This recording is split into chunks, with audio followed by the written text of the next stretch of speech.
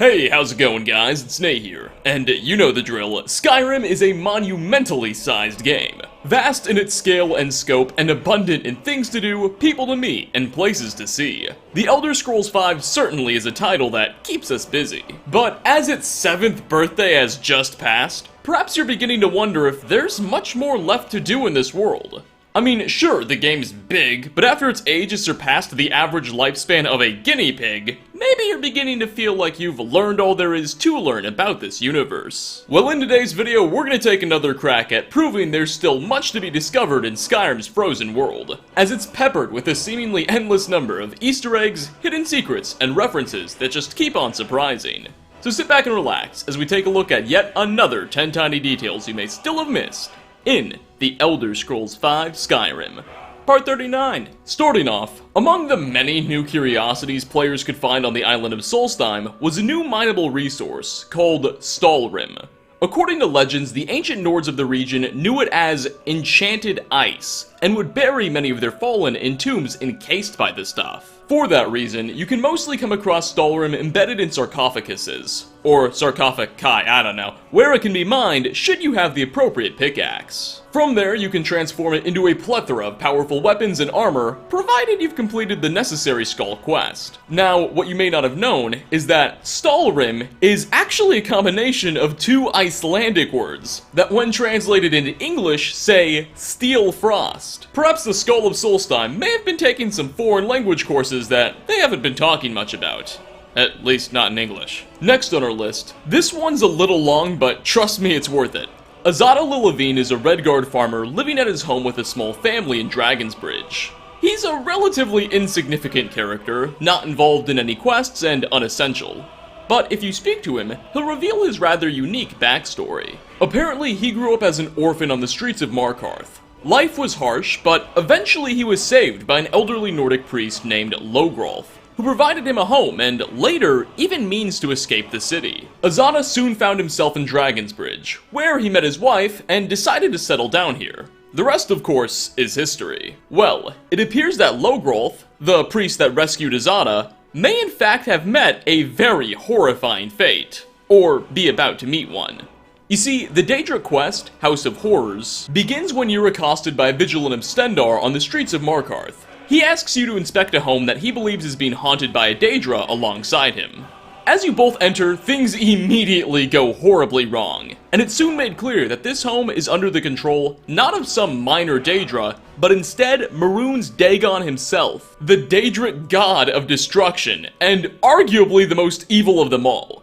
Long story short, Dagon will have you murder the Vigilant of Stendarr to death, and proceed to demand that you capture and bring to his shrine a Nordic priest who has been mocking him. That Nordic priest recently found himself captured by the Forsworn. So first you'll need to free him, and then either force him to come to the shrine, or trick him into doing so. That Nordic priest's name is Lowgroves. You can find him radiantly spawned in at one of a number of Forsworn camps. Once you bring him back to Dagon, after briefly tormenting the poor guy, the Daedric deity will kill him, give you his mace in thanks, and the quest will be completed. Now, what you may be thinking is, Nate, perhaps there's just two Lowgroves running around Markarth. Surely this isn't the same guy that saved Azana all those years back.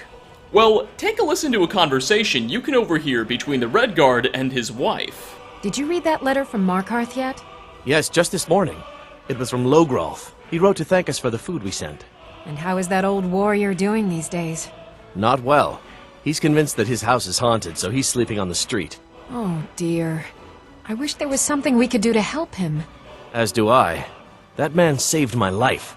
I hope that someone helps him, as he once helped me. Now, the game doesn't explicitly tell you this, but the house in Markarth Maroon's Dagon is possessing is actually called Lowgroves' house in the creation kit. So, unless there's two Lowgroves in Markarth, and Dagon's haunting one of their homes and trying to capture the other, it seems Azana's savior is very much the same man we sacrifice to perhaps the cruelest god there is. Not exactly a fate fitting of such a noble man. Coming at number 3, during Periite's Daedric quest, The Only Cure, he sends the Dragonborn to the dwarven ruin of Bethardams, where he requests you kill a cult of his followers, led by one of his priests, a Bosmer named Orchendor. Apparently this group of worshippers, and Orchendor in particular, have forgotten their duty to the god, and Peryite wants them to pay. However, as you make your way through this dungeon and kill all of Peryite's followers, you may overhear one worshipper say the following when speaking to someone who's asleep. It's quite sad. I know you can't hear me, brother. I don't like what we've become. We've been here so long, and what do we have to show for it? Orchendor promised a place where we would be accepted and taken care of. He promised Peryite would be present at all times and give us comfort in our suffering. Forgive me for saying this, brother, but I have not felt Peryite's presence. I want out. I want to leave this place. I long for the fresh air of the Reach. This place only makes us sicker. But who am I kidding? I know you wouldn't let me leave, brother. You truly believe in Orchendor and his promises. I know this place will eventually kill us. I have come to accept that. But I will always regret the day I introduced you to Orchendor. How tragic. Clearly not everyone, or at least not this unfortunate girl, wants to be here. Nonetheless, their god has made his judgment, and it's your job to deliver. For a fourth spot, I didn't learn this one until literally today. But apparently if you kill a dragon nearby a settlement and harvest its soul there, the nearby townsfolk may form a crowd around you as they watch in amazement and utter some unique lines of dialogue. Ysmir, you did it! You killed the dragon. It happened so fast. 1 minute the dragon was there, the next it was gone. Halfway through at number 5, we have the depressing tale of the abandoned prison.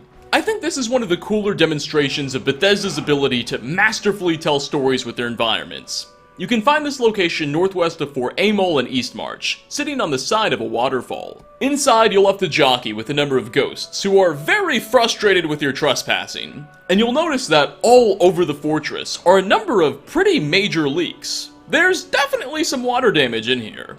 Within the prison will also be dozens of skeletons. Clearly something pretty awful had to have gone down. Thankfully, some notes that can be found left behind by former guards and some prisoners explain what happened here.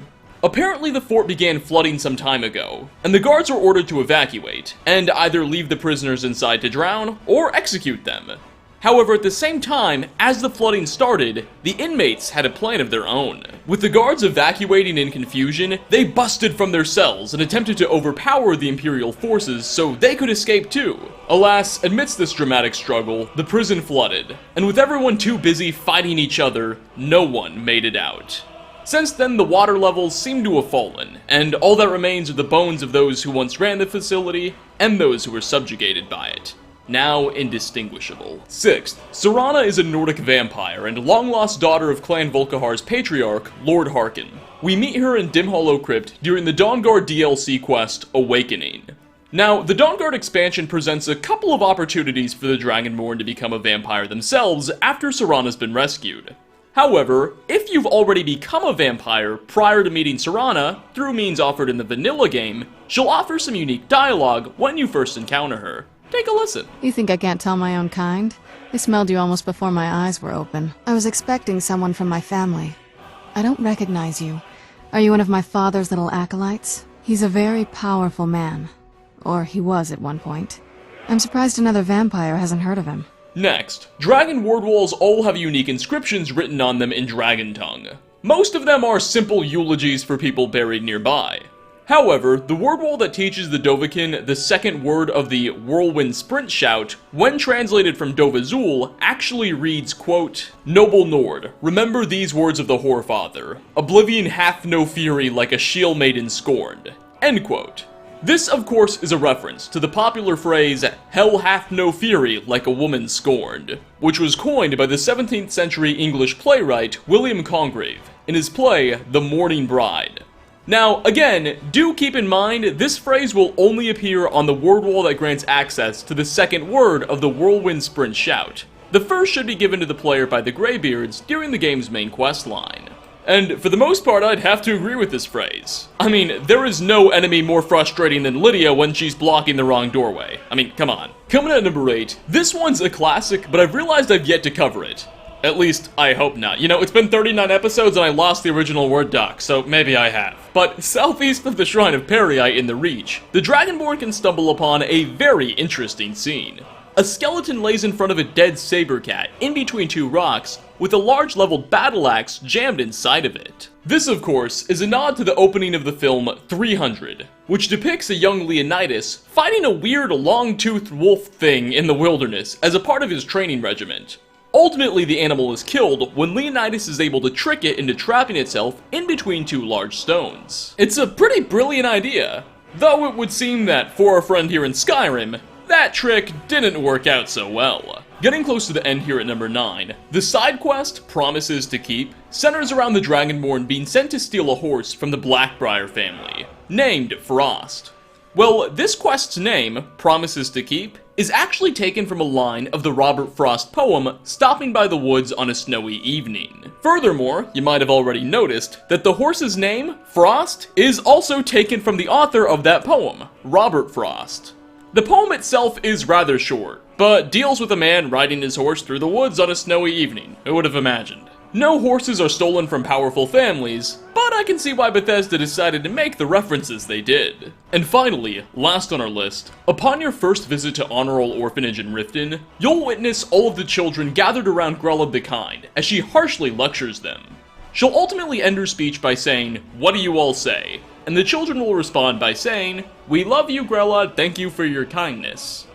We love you, Grella. Thank you for your kindness. Thank you for your kindness. This is a nod to the 1976 play and musical, Annie, where in the opening acts of the play, we're introduced to Miss Hannigan, a harsh woman who runs an orphanage, and forces her children to say, "We love you, Miss Hannigan," after addressing them. Fun fact, all the way back in the 7th grade, I actually played Franklin Delano Roosevelt in my middle school's production of Annie. As you might be able to inference, Epic Nate 315 back in 7th grade, not the most popular person. But on that note, we are going to wrap up. Thanks for stopping by, everyone. Yet another 10 tiny details you may have missed in The Elder Scrolls V Skyrim. Which of the ones featured on this list did you find to be the most fascinating, interesting, or intriguing? And what tiny details, Easter eggs, or references have you noticed that I've yet to cover? Leave a comment down below. As always, like ratings are very much appreciated. Again, thanks for watching, and hope to catch you all in my next video. Peace out, everybody.